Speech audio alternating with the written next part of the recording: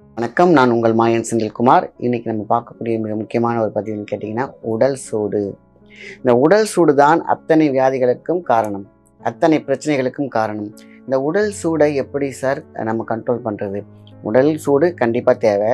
அளவுக்கு மிஞ்சினாலும் அமிர்தமும் மிஞ்சுங்கிற மாதிரி நம்முடைய வாதம், பித்தம், கபத்தோடைய ஏற்ற குறைவால் இந்த சூடு நம்ம நினச்சிருக்கோம் சூடு தானே, அது என்ன செஞ்சிருப்போம்? சூடு எரித்து விடும். அகத்தில் தீ இருந்தால் அத்தனையும் நாசம்.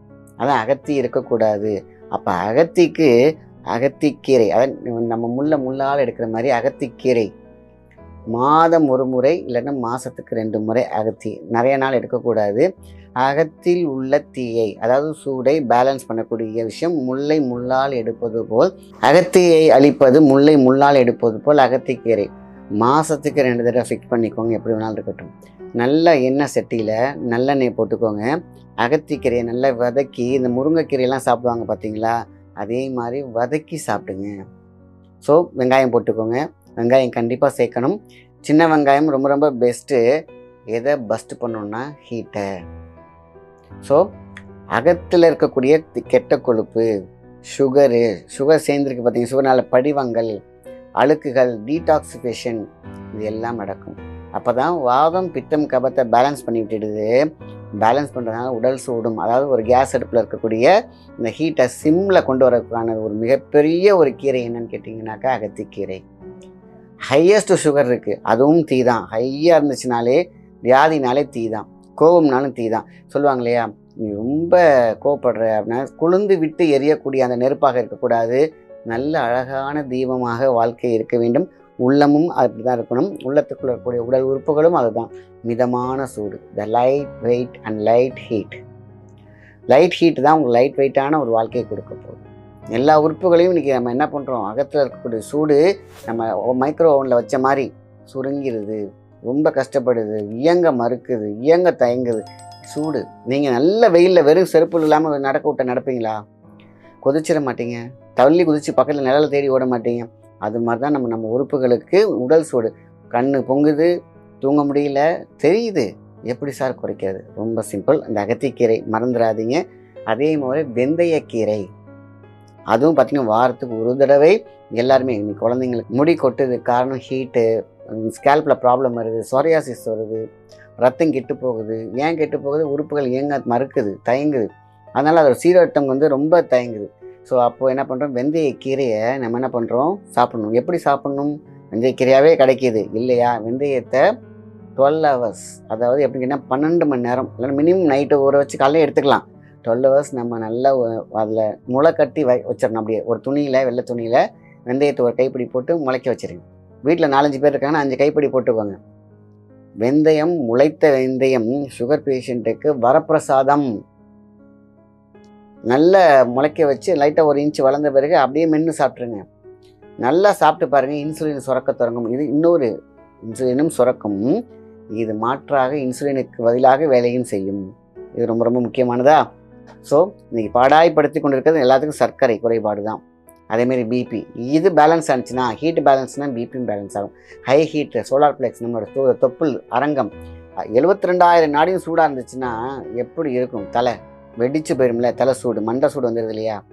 ஸோ ஒவ்வொன்றா சொல்லிக்கிட்டே போகலாம். இந்த சூடு தான், அதான் அனைத்து வியாதிகளுக்கும் பிரச்சனைகளுக்கும் உடல் சூடே காரணம்.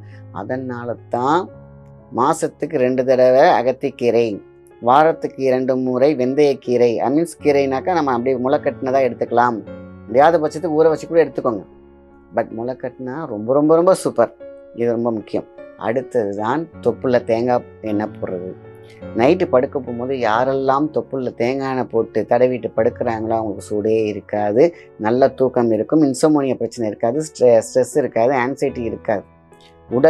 உடலோட ஸ்கின்னோடைய மெலோனின் உற்பத்தி நல்லா இருக்கும், வறட்சி இருக்காது, கண் வறட்சி இருக்காது, தலை ஸ்கேல்ப் வறட்சி இருக்காது, உங்களுக்கு முடி கொட்டாது. எவ்வளோ விஷயம் தொப்புள்ள எண்ணெய் போடுற விஷயத்தில் இருக்குது. அதேமாதிரி பாதத்தில் அந்த ரிஃப்ளெக்ஸாலஜி இருக்குது பார்த்தீங்களா, போட்டு குத்தணுன்ற அவசியம் இல்லை. தேங்காய் எண்ணெய் தடவி பாருங்கள், தொப்புள்ள போட்டு நல்ல தூக்கம் இருக்குன்னு சொன்னேன். அதே மாதிரி எல்லா உறுப்புகளுக்கும் நான் சொன்னேன்ல, மைக்ரோ, நம்ம ஒவ்வொரு இரவும் நார்மலாக ஓடிட்டுருக்கோம் பகலில். நைட்டு எதுக்குள்ளே நம்மளுடைய உறுப்புகளில் வைக்கிறோம்? மூளையை மைக்ரோ ஓவனில் வைக்கிறோம். அதே மாதிரி லங்ஸ் எதில் வைக்கிறோம்? மைக்ரோ ஓவனில் வைக்கிறோம். ஹார்ட்டை மைக்ரோ ஓவனில் வைக்கிறோம். மொத்த குடலையும் சிறுகுடல் பெருகுடல் இருக்கு இல்லையா, மைக்ரோவனில் வைக்கிறோம்.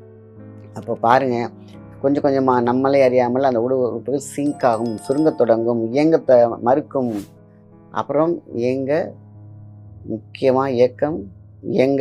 இயக்கம் சுருங்கி மயக்கமாகிவிடும். நம்ம மயக்கமான பிறகு தான் மருத்துவர்கிட்டே போக போகிறோம். அவர் ஒரு பேர் வச்சு மருந்து கொடுத்துருவாங்க. மயக்கத்தை அடுத்த லெவல் இறப்பு, டெட், ஃபெயிலியர்.